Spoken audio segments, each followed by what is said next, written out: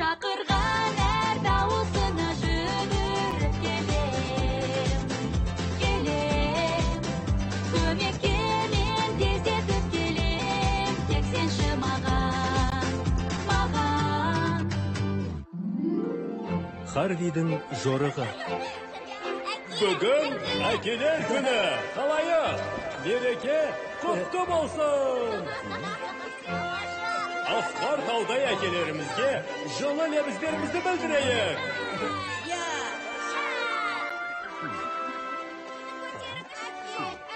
Енді рұқсат болса, 3 аяқты жорық атты жарысымызды бастайық.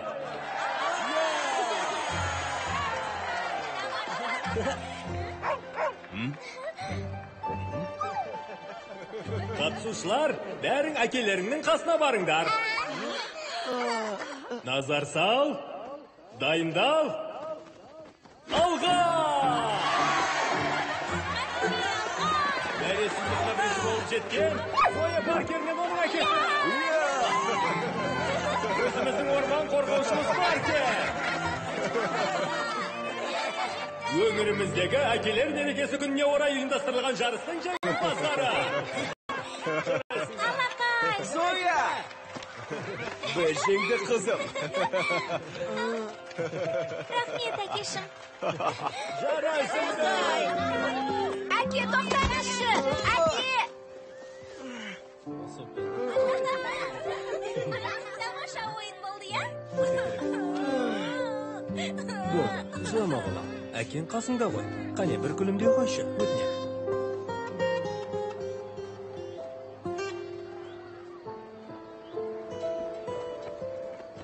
Жек көрем. Ойынды да, әкелер күнінде бәрін жек көрем. Ей, балақай, бұл не істегенің? Тамаша жарыс болды. Құлыным, әкеңе келе қойшы, қане. Әке! Ойының әкесі бірінші болып жүрді.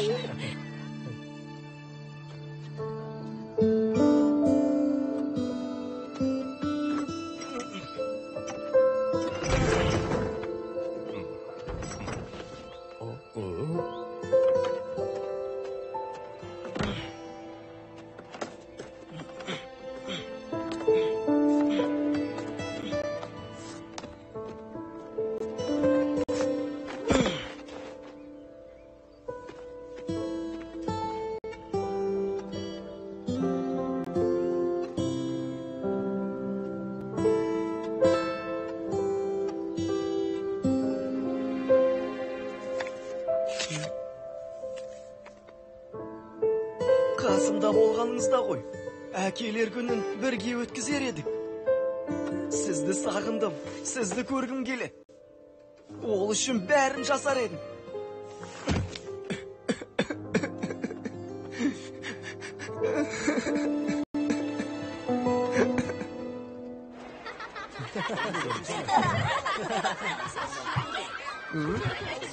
Керемет.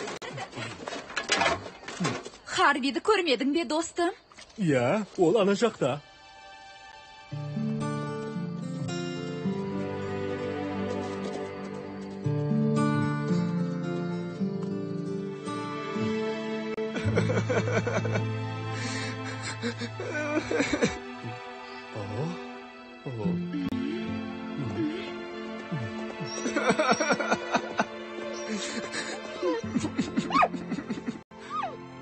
Леси, Зоя да келді ме?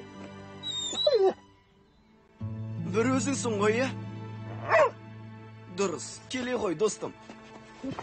Қасымнан кетпеш. Қаза, Харвиге не болды екен? Білмедім, өзімде таң қалдым. Ол бұлай істеді. Ондайды білмеймін. Демек ол билеп жатыр. Жоқ, билегенде адамдар бұлай қимылдайды.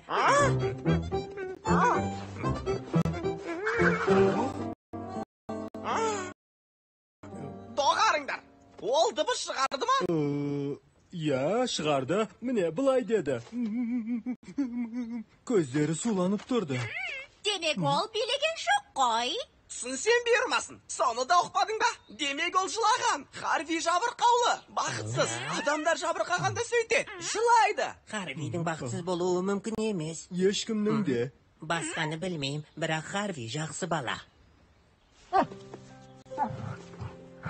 Ол жаққа барғым келмейді, Лесси.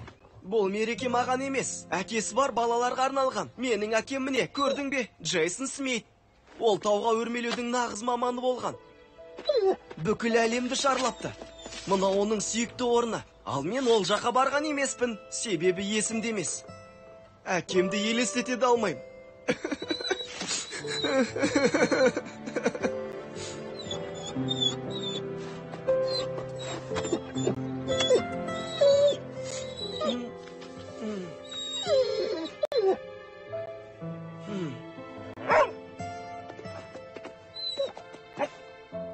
Түсіндім, жүре ғой.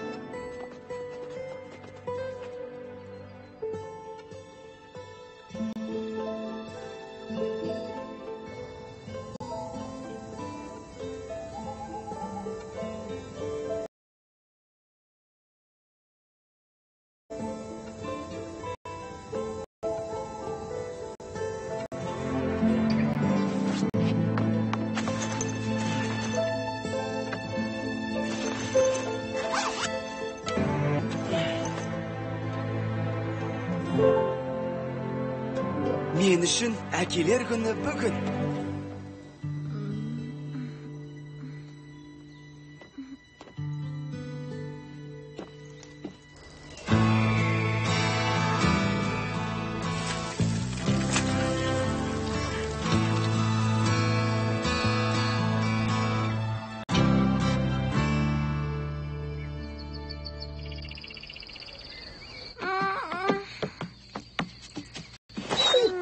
Не болды? Біраз ұйықтайыншы.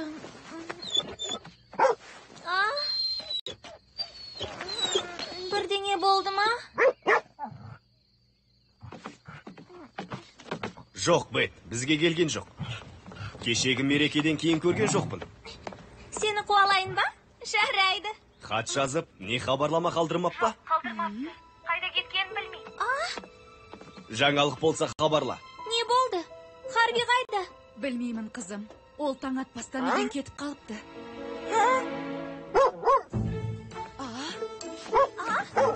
Әке, Харвидің апасына айтыңызшы, бізді күтсін. Лесси бірдеңе білетін сияқты. Бара бер, біз қуып жетеміз. Харви!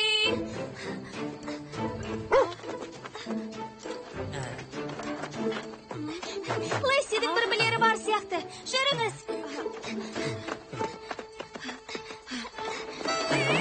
Бәрі қайда кетіп барады? Харви үйден қашып кетіпті, ал олар оны іздеп кетті. Ай, балақай, ай. Өзін бақытсыз сезініп үйден қашып кеткені несі? Харвиді табуға көмектесейік. Келсесіңдер ме? Оны қалай бақыт етсек екен? Ал сені не бақыт етер еді?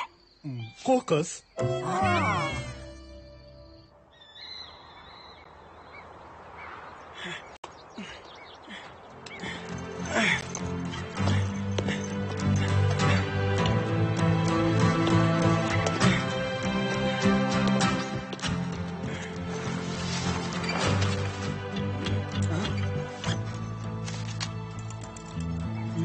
Мәссаған. Қолыңнан келеді, өзіңе сен. Смит ханым, бер келіңіз. Лесси Харвидің құпия бөлмесін тапты. Мына газеттерге қараңыз.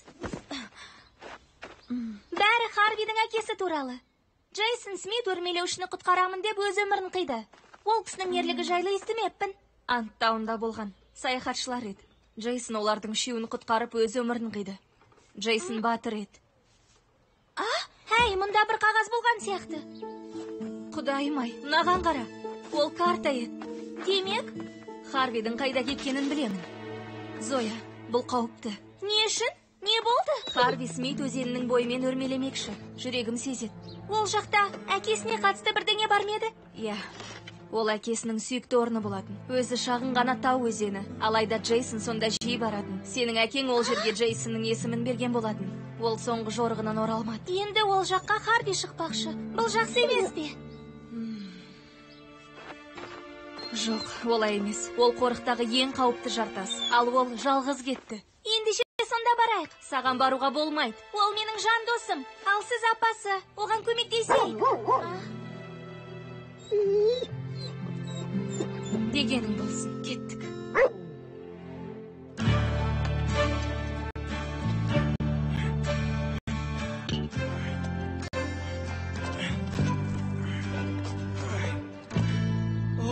Қиын екен.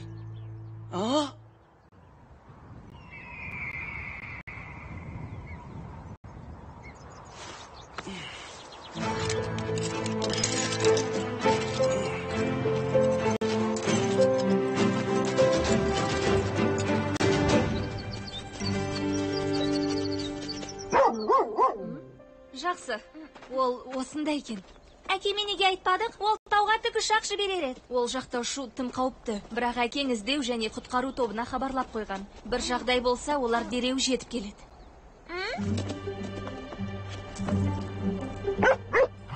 Лейси бір жағдайдың болғанын сезген секілді.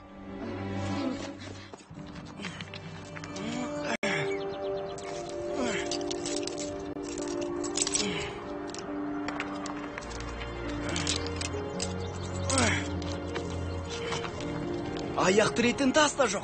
Енді әрі қарай қалай? Тоқта!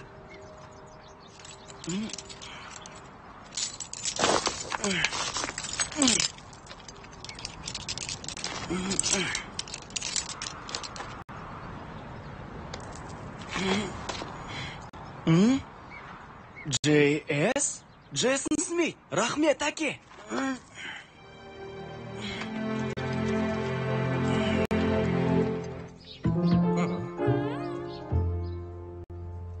Харвиді бақыт етудің амалын таптым. Оған жарқыраған әдемі нәрсе сыйлайық. Мика, үйің затқа толы емес пе, солай ма?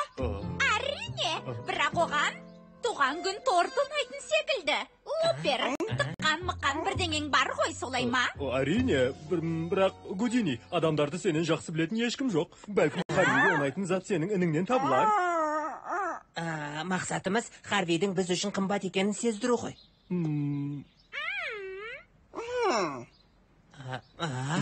Әрине, демек оған жарқыраған әдемі нәрсе керек. Ол тәтті нәрсе болу керек. Ол Зояның үйіндегі інде ғой. Жарқыраған зат дұрыс.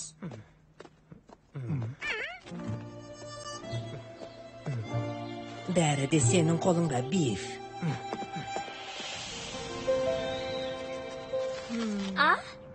Картаны жақсы білмеймін. Иә, әдетте бәрін Харви тауып беретін. Ол картаны жақсы білет, солай ма? Ол бәрін білет. Оның рас. Мен де білсем ғой. Харви дұрыс кетіп барады. Ал біз ше? Харвидің қайда кеткенін білетін сияқтымын. Мен де Лесси барда құбылнамаға жетемес. Иә, жүріңіз.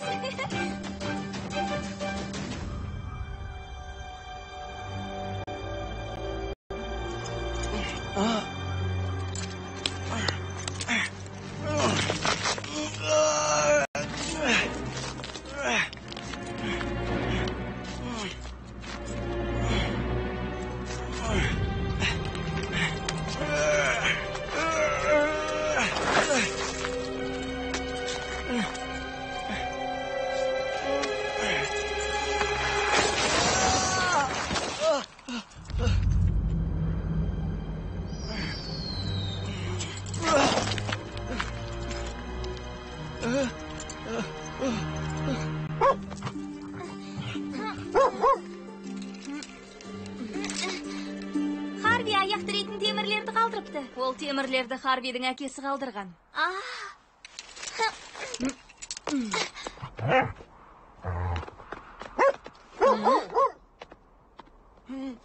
Әне ол, Лесси Харвиді тапты.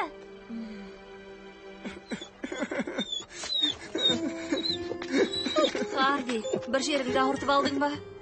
Жоқ, бәрі жақсы. Мені қорқытқаның не? Кешіріңіз, апа. Аман екеніңе қуаныштымын. Қолымнан келмеді. Талпындым, әлі кішкентай екенмін. Қайдағы кішкентай? Бұл күрделі өрмелеу. Сенің жасыңдағылар үшін аса күрделі, өте күрделі. Ер жеткен соң тағы келеміз, сөз берем. Бар болғаны біраз шыдамдылық таныт. Әкемді сағындым, ес білгелі көрмесем де сағынам. Ол көріп тұр. Талпынғаныңды да біледі. Қандай жағдай болмасын, ол сені мақтан етеді. Ол қандай еді? Дәл сен секілдейді. Сен әкеңе ұқсағансың. Бірақ ол секілді өрмелей алмадым. Ержет, өскенде өрмелейсің. Қане, енді үйге қайтайық. Тоқтаңыздаршы. Апаңның айтуынша, әкең ешкім көрмеген жолдармен жүрген екен. Сонымен? Ал бұл әкең жүрген жолдар, алайда жалғыз осы жол емес. Апа? Мен ойлап алаңдама. Жол солтүстік жақта. Адамнан қысыз, шығатын жол бар. Ақылға сыймайды, бірақ тәуекел ету керек. Бара ғой.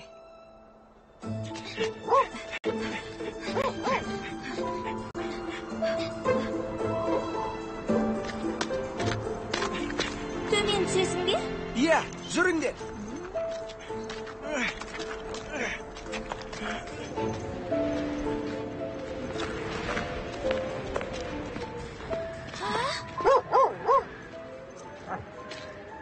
Осы жерден өрмелеуіміз керек.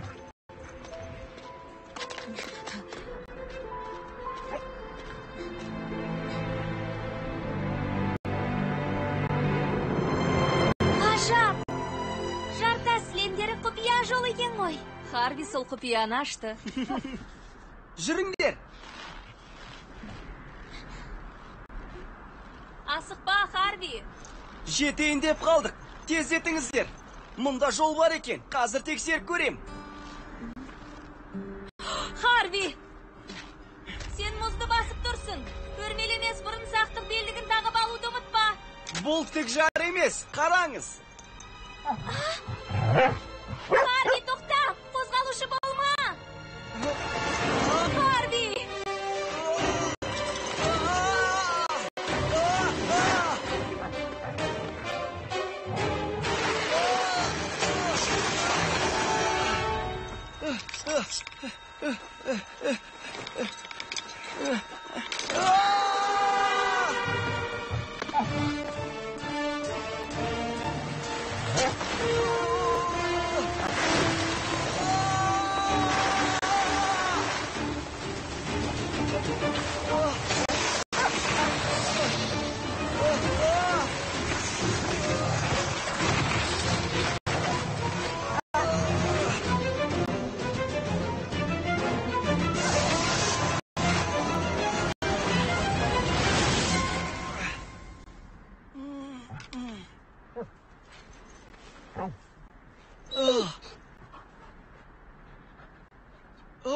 Лесси, рахмет саған, достым. Харви! Жағдайың жақсы ма? Бәрі жақсы, апа. Лесси құтқарып қалды. Жарайсың! Темір ілмек таяқ киімімді киіп қайта шығам.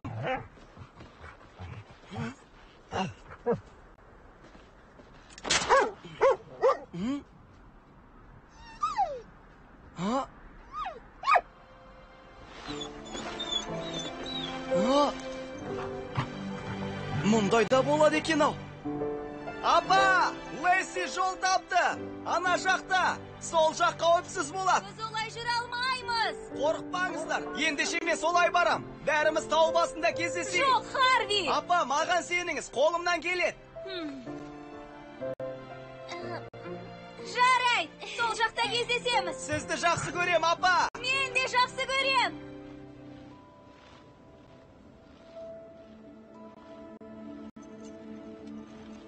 Лесси, сені көрмей тұрмын. Осындасың ба?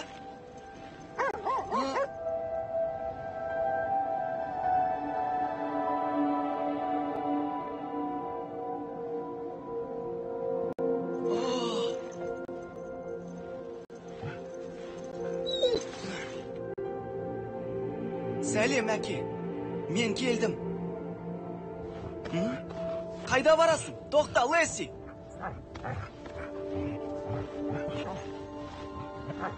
Лесси, мынаны менің әкем жасады ма?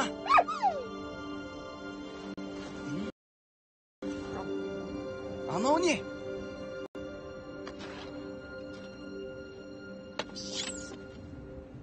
Әке?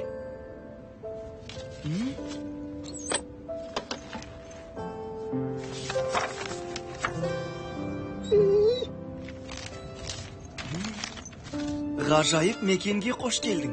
Бұл Джейсон Смит. Тауға өрмелеуші. Бір апта бұрын әке атандым. Бұл өзенді таппас бұрын балама әлемдегі баға жетпес қандай дүние қалдырсам деп ойлаған едім. Өзен жағасында қалағанымша дема. Алайда мен Джейсон Смит. Бұл өзенге ұлымның есімін қойғанымды ұмытпа. Харви Текет Смит. Ұлым өскен соң оның қасында тұрып, туылғанына бір апта болған кезде жазған хатымды оқып берем. Уақыты келгенде оған біздің өзен көрсетем. Рахмет әке. Ол мені дәл секілді қорғап жүр.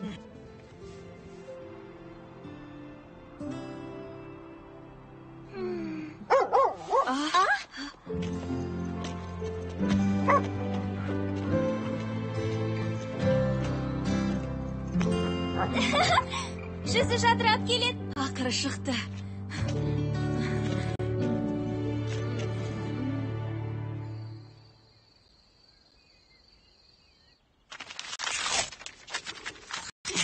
Енді оларды бөлмеңе апарасың ба? Иә, бұрын оларға қарау ауыр тиетін еді. Ал қазір ше? Рахмет, Лесси. Әрдайым қиналған сәтте жақын жандарын қасыңнан табылатынын түсіндім. Әкем менің жүрегімде, сезіп тұрмын. Енді мен жалғыз емеспін. Қуаныштымын. Бақытты жүргеніңді қалаймын.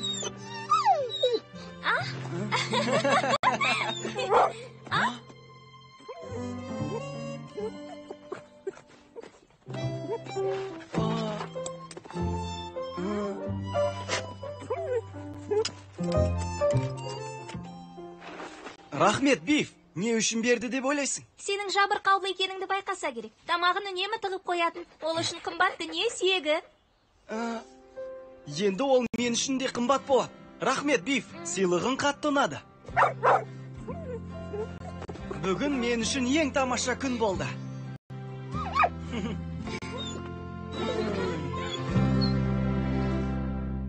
Фильмді ағылшын тілінен аударған